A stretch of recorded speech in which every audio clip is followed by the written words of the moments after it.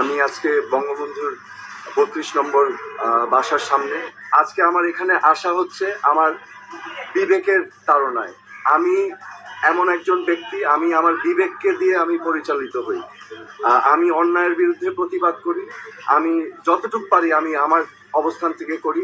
আজকে আমি বঙ্গবন্ধুর এই ৩২ নম্বরের এই বাসায় সেই আবেগের কারণেই আমি উপস্থিত হয়েছি, এবং আমি এটা কোনো অবস্থাতেই মেনে নিতে পারি না যে আমাদের ইতিহাস ঐতিহ্য, কারণ বঙ্গবন্ধু হচ্ছে আমাদের স্বাধীনতার প্রতীক, তিনি বাংলাদেশের সম্বল।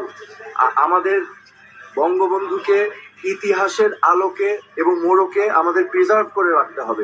এছাড়া সাধারণ জনগণের মধ্যে এই ঘটনার পর থেকে ক্ষোভ ও উদ্বেগ দেখা গিয়েছে। তারা প্রশ্ন তুলেছেন দেশের আইন শৃঙ্খলা পরিস্থিতি নিয়ে এবং দাবি করছেন শেখ হাসিনার যদি কোনো অন্যায় থাকে তার বিচার বাংলার মাটিতেই হওয়া উচিত, কিন্তু তার পাপের শাস্তি অন্য কাউকে দেওয়া উচিত নয়। শেখ হাসিনা বিচার করলে, শেখ হাসিনা দোষ করলে তার বিচার হইব। এই জন্য জাতির একটা ইতিহাস মুছা দেওয়া, প্রত্যেকটা জাতির একটা নিজস্ব ইতিহাস আছে।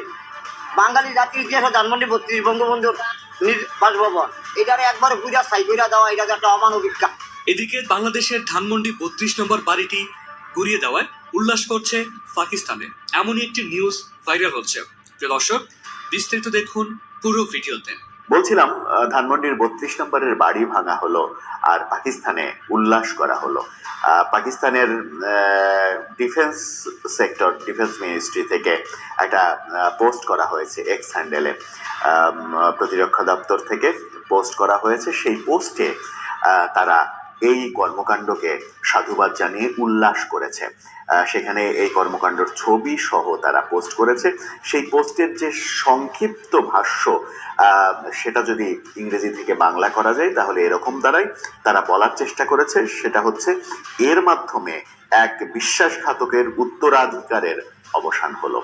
অর্থাৎ বঙ্গবন্ধুকে তারা বিশ্বাসঘাতক হিসেবে ট্রিট করছে। খুব স্বাভাবিকভাবে বঙ্গবন্ধুকে বিশ্বাসঘাতক হিসেবে ট্রিট করবেই পাকিস্তান। এরপরে তারা লিখেছে, এই বাড়ি থেকেই ভারতের সাথে হাত মিলিয়ে পাকিস্তান ভাঙার ষড়যন্ত্র করেছিল শেখ মুজিব। Clear message. পাকিস্তান এই কর্মকাণ্ডে যে এত বেশি খুশি হয়েছে, বঙ্গবন্ধুকে তারা বিশ্বাসঘাতক বলছে, বঙ্গবন্ধু পাকিস্তানের বিরুদ্ধে অবস্থান নেয় বিশ্বাসঘাতক হয়েছেন, খুবই স্বাভাবিক। ৬৯-এর যে মামলা, আগরতলা ষড়যন্ত্র মামলা, ৬৯-এর গণ আন্দোলন, সব মিলিয়ে বঙ্গবন্ধু তো পাকিস্তানকে আসলে বিষিয়ে তুলেছিলেন। বঙ্গবন্ধুর নেতৃত্বে যে আমরা মহান স্বাধীনতা যুদ্ধে পাকিস্তানকে পরাজিত করেছি, সেখানে ভারত আমাদেরকে সহযোগিতা করেছিল নানাভাবে। সেই কারণেই তারা বলেছে যে ভারতের সঙ্গে হাত মিলিয়ে এই বাড়ি থেকেই পাকিস্তান ভাঙার ষড়যন্ত্র করেছিল।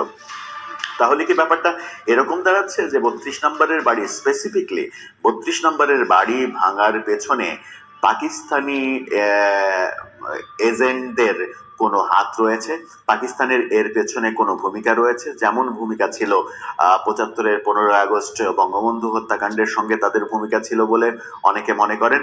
নানা ক্ষেত্রে পাকিস্তান বেশ উল্লাস করছে। শেখ হাসিনা পতনের পরে পাকিস্তান অনেক বেশি উল্লাস করছে, এরকম দৃশ্য দেখা যাচ্ছে। শেখ হাসিনা তার ভুলে ক্ষমতাচ্যুত হয়েছেন, তার ভুল ছিল বলেই তিনি ক্ষমতাচ্যুত হয়েছেন, তিনি দোষ করেছেন বলেই তিনি ক্ষমতাচ্যুত হয়েছেন। কোনো অপশাসন দীর্ঘদিন থাকে না, সেটা শেখ হাসিনার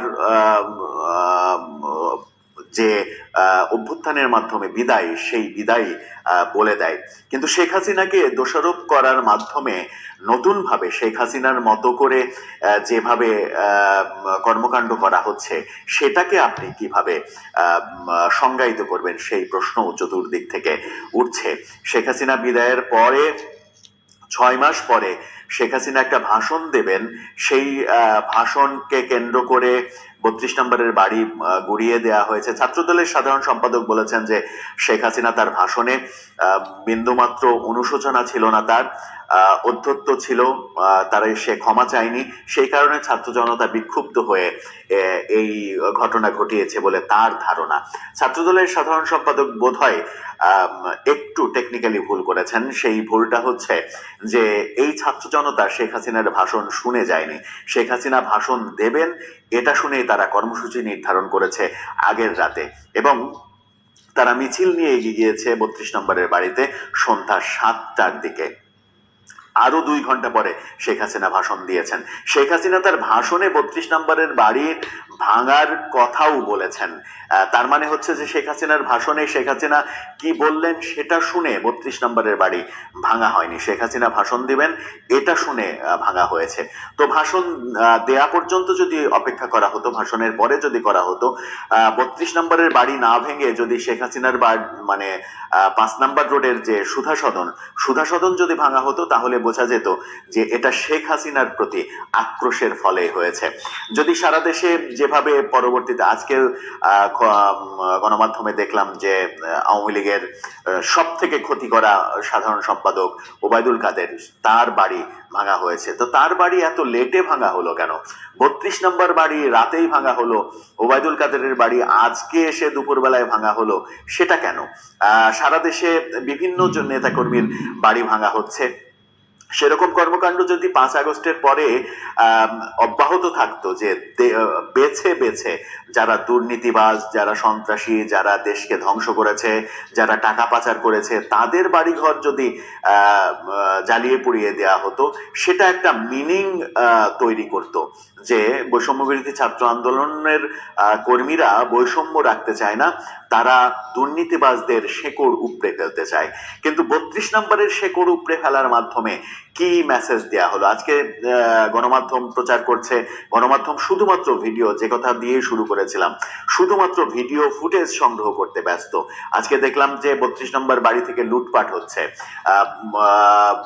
সারি সারি লোকজন বই নিয়ে তারা চলে যাচ্ছে, বিভিন্ন বই পুড়াচ্ছে, ধ্বংসাবশেষের মধ্যে থাকা 2টো গাড়ির যে বডি, সেই বডি ভাঙা হচ্ছে, বডি ভেঙে বডির যে স্টেনলেস সেটা চুরি করে নিয়ে যাওয়া হচ্ছে, জানালার ফ্রেম চুরি করে নিয়ে যাওয়া হচ্ছে, মানে বাড়িতে যা কিছু আছে সেগুলো চুরি করে নিয়ে যাওয়া হচ্ছে। আজকে আবার সকালবেলায় নতুন বুলডোজার এসেছে, নতুন নীল রঙের বুলডোজার এসেছে, সেটা বাড়ি ভাঙছে। তার মানে হচ্ছে যে সরকার আজকেও যেহেতু এই ব্যাপারে কোনো পদক্ষেপ নেয়নি, সুতরাং 32 নম্বরের বাড়ি ভাঙার এই কর্মকাণ্ড, এই সিদ্ধান্ত সরকারের তরফ থেকে এসেছে, এই সমালোচনা কিন্তু চতুর্দিকে শুরু হয়েছে। সরকারই এটার পৃষ্ঠপোষকতা করেছে। একজনকে বলতে শুনলাম যে ছাত্র জনতা বিক্ষুব্ধ হয়ে সেখানে আক্রমণ করলো, ভাঙচুর পর্যন্ত ঠিক আছে, কিন্তু তাদের বুলডোজার সাপ্লাই দিল কে? বুলডোজার সাপ্লাই তো ছাত্রদের কাজ হতে পারে না, কারণ বুলডোজার ওখানে নিয়ে আসা তো কোনো স্বাভাবিক কর্মকাণ্ড হতে পারে না। বুলডোজার সাপ্লাই দিচ্ছে কে? 32 নম্বরের বাড়ির পরে আমরা সারা দেশেই দেখছি বুলডোজার সাপ্লাই হচ্ছে এবং বুলডোজার দিয়ে বিভিন্ন বাড়ি টাড়ি ভাঙা হচ্ছে। সে ব্যাপারে ব্যক্তিগতভাবে আমার কোনো আগ্রহ নেই। দুর্নীতিবাজদের যদি বাড়িঘর ভেঙে ফেলা হয়, সে ব্যাপারে বিন্দুমাত্র কথা বলার মতো প্রাসঙ্গিকতা আমি অন্তত খুঁজে পাই না। কিন্তু 32 নম্বরে বুলডোজার ঢুকেছে। 32 নম্বর স্বাধীনতা যুদ্ধের, মুক্তিযুদ্ধের অন্যতম একটা স্মৃতি। সেই 32 নম্বরে বুলডোজার সাপ্লাই দিল কে? যে ব্যক্তির আহ্বানে মূলত 32 নম্বরে হামলা হয়েছে, সামাজিক যোগাযোগ মাধ্যমের আহ্বানে, যিনি প্রবাসে থেকে ইউটিউবার, যিনি আহ্বান জানিয়েছিলেন 32 নম্বর গুড়িয়ে দিতে হবে, 32 নম্বরকে জয় বাংলা করে দিতে হবে, সেরকম 3জনের একটা টক শো গত রাতে চোখে পড়লো। তারা হাসিতে লুটোপুটো খাচ্ছেন, এত হাসি ধরে রাখতে পারছেন না, এবং একজন আরেকজনকে বলছেন যে দাদা আপনি সব নষ্টের গোড়া। মানে হাসছে, লুটোপুটি খাচ্ছে আর বলছে আপনি সব নষ্টের গোড়া, মানে আপনি এই কাণ্ডটা ঘটিয়েছেন। নিজেরা স্বীকার করছে যে এই কর্মকাণ্ডটা তারা করেছে, তাদের উৎসাহেই, তাদের আহ্বানে এই কর্মকাণ্ড হয়েছে। এবং সেখানে এক পর্যায়ে একথাও বলতে শুনলাম যে এক সরকারি কর্মকর্তা দায়িত্ব নিয়েছেন বুলডোজার সাপ্লাই দেওয়ার। তার মানে হচ্ছে সরকারের ভেতর থেকেই এই কর্মকাণ্ডগুলো হয়েছে, শুধুমাত্র ছাত্রদের উপরে দায় চাপানো হয়েছে।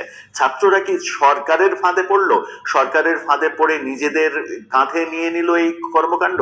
সরকার যদি মনে করে করতো যে 32 নম্বরের বাড়ি থাকা উচিত নয়, তাহলে সরকার নিজ উদ্যোগে বাড়িটা রাষ্ট্রীয়ভাবে ভেঙে ফেলতে পারতো, সেখানে ভেঙে ফেলে ময়দানটা ফাঁকা করে ফেলতে পারতো, স্মৃতিচিহ্ন মুছে ফেলতে পারতো, 32 নম্বরের যত স্থাপনা আছে সেগুলো ভেঙে গুড়িয়ে দিতে পারতো। কিন্তু সরকার সেটা করেনি। সরকার ছাত্রদের কাঁধে বন্দুক রেখে গুলি করার চেষ্টা করেছে, এমন সমালোচনা চতুর্দিকে চলছে।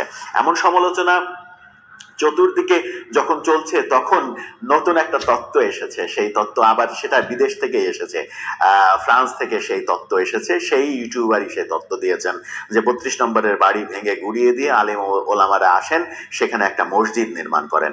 মসজিদ নির্মাণ করলে শেখ হাসিনার সরকার হোক আর আওয়ামী লীগ হোক, আওয়ামী লীগ যদি কোনোদিন আবার ফিরে আসে তাহলে সেই মসজিদ তো আর ভাঙতে পারবে না, অর্থাৎ 32 নম্বরের বাড়ি আর ওই জায়গায় করতে পারবে না। কত পরিকল্পিতভাবে ব্যাপারগুলো ভাবা এবং ব্যাপারগুলো বাস্তবায়ন করা, এটা হয়ে গেলেও আশ্চর্য হওয়ার কিছু থাকবে না। কেউ বলছেন ওখানে মন্দির তৈরি করতে হবে। আওয়ামী লীগ ক্ষমতায় আসলে সেই মন্দির ভাঙতে পারবে না, কারণ ভারতের দাদারা তাতে নাখোশ হবে। তারা নাখোশ হলে তাদের গদি থাকবে না, তারা মন্দির ভাঙতে পারবে না। সুতরাং ওখানে একটা মন্দির করা হোক। এই যে অপরাজনীতি, এই যে অপকৌশল, সেই অপকৌশল আমাদেরকে কোন দিকে নিয়ে যাচ্ছে সেটা একটা বড় বিষয়। এই সব আলোচনা বাদ সারা দেশে যে ঘটনাগুলো ঘটছে, এই এমপির বাড়ি ভাঙা হচ্ছে, ওই এমপির বাড়ি ভাঙা হচ্ছে, ওই মন্ত্রীর বাড়ি ভাঙা হচ্ছে, খুলনায় শেখ পরিবারের বাড়ি ভাঙা হচ্ছে, ওবায়দুল কাদেরের বাড়ি ভাঙা হচ্ছে, ভোলাতে তোফায়েল আহমেদের বাড়ি ভাঙচুর করে সেখানে লুটপাটের ভিডিও চিত্র দেখলাম। সব জায়গাতেই লুটপাট, 32 নম্বরের লুটপাট তো দেখলাম, বললামই। কিন্তু এই সব আলোচনার বাইরে সব থেকে গুরুত্বপূর্ণ আলোচনা কোথায় কি হচ্ছে, সারা দেশে কি হলো, এটা আসলে আলোচনার বিষয়ই না। বিষয় হচ্ছে 32 নম্বর। যদি ছাত্র জনতা মনে করতো যে আওয়ামী লীগের উপরে ঝাল মেটাতে হবে, তাহলে সারা দেশে যেটা হচ্ছে সেটা ঠিক ছিল, সুধা সদনে যেটা হচ্ছে সেটা ঠিক ছিল। কিন্তু যখন 32 নম্বরকে, স্পেসিফিক 32 নম্বর বঙ্গবন্ধুর বাড়িকে আক্রমণ করা হলো, তখন সেটা পাকিস্তানি মদদের ব্যাপার বলে অনেকে মনে করেন। সেই কারণে পাকিস্তানের প্রতিরক্ষা মন্ত্রণালয় এই উল্লাস প্রকাশ করেছে এবং বঙ্গবন্ধুকে বিশ্বাসঘাতক হিসেবে আখ্যায়িত করেছে। বঙ্গবন্ধুর উত্তরাধিকারের চিহ্ন মুছে ফেলা হয়েছে এমন পোস্ট তারা করতে সাহস পেয়েছে। প্রসঙ্গত একটা কথা দিয়ে শেষ করে, কদিন আগে তারেক রহমানের একটা সাক্ষাৎকার, একটা কথা খুবই জনপ্রিয় হয়েছিল, ফেসবুকে ভাইরাল হয়েছিল। তারেক রহমান বাংলাদেশে বিভিন্ন কনসার্ট, বিভিন্ন সঙ্গীতানুষ্ঠান নিয়ে কথা বলেছেন। আওয়ামী লীগের আমলে দেখেছি যে শুধুমাত্র ভারতীয় শিল্পী এদেশে এসে অনুষ্ঠান করছে, বাংলাদেশি শিল্পীদের কোনো দাম নাই। এই সময় এসে দেখছি পাকিস্তানি শিল্পীরা এসে কনসার্ট করছে, পাকিস্তানি, এবং স্পেসিফিকলি ফতে আলী খান তার কনসার্টের বিনা পয়সায় জুলাই অভ্যুত্থানের সহযোগিতা করার কনসার্টের কথা তিনি বলেছেন, যে ওখানে বিনা পয়সায় কনসার্ট করার নাম করে বিসিবির কাছ থেকে 3.5 কোটি টাকা সে নিয়ে গেছে। এটা শাক দিয়ে মাছ ঢাকার মতো এরকম কথা বলার চেষ্টা করেছেন। এবং সব থেকে বড় কথা যেটা বলেছেন সেটা হচ্ছে যে একদল চাই ভারতের শিল্পী এসে কনসার্ট করবে। এখন অবস্থা হয়েছে শুধুমাত্র পাকিস্তানের শিল্পী। কেন এমন হবে? বাংলাদেশের শিল্পী কেন নয়? এই কারণে সবার আগে বাংলাদেশ নামে একটা কনসার্ট 16 ডিসেম্বরে বিএনপির উদ্যোগেই করা হয়েছে। এটা বাংলাদেশের অন্যতম বড় কনসার্ট সারা দেশব্যাপী। এই যে বিশ্লেষণ, এই সরকারের আমলে পাকিস্তান পন্থা যে মাথা চাড়া দিয়েছে, এই পাকিস্তান পন্থা মাথা চাড়া দেওয়ার ফলে আমরা মুক্তিযুদ্ধকে অবমাননা করছি কিনা, মুক্তিযুদ্ধের ব্যাপারগুলো ভুলে যাচ্ছে কিনা, মুক্তিযুদ্ধের স্মৃতিময় অধ্যায়গুলোকে কলঙ্কিত করছি কিনা, এই প্রশ্ন কিন্তু সামনে এসে যায়।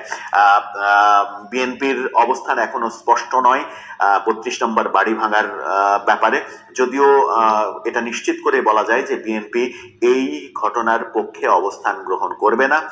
জামাত বলে দিয়েছে তারা বিশৃঙ্খলার পক্ষে নয়, তারা শান্তির পক্ষে। যদিও অনেকে অভিযোগ করেন যে এই যে 32 নম্বর বাড়ি ভাঙার ঘটনাটা ঘটলো, এটা মূলত পেছনের কারিগর জামাত শিবির, তাদের কর্মীরা গিয়েই এই কাজটা করেছে ছাত্র জনতার ব্যানারে। সেটা প্রমাণ সাপেক্ষ, সেটা অভিযোগ করলেই তো হবে না, প্রমাণ সাপেক্ষ। জামাত কেন্দ্রীয়ভাবে আনুষ্ঠানিকভাবে বলেছে তারা শান্তির পক্ষে, তারা গ্যাঞ্জামের পক্ষে নয়।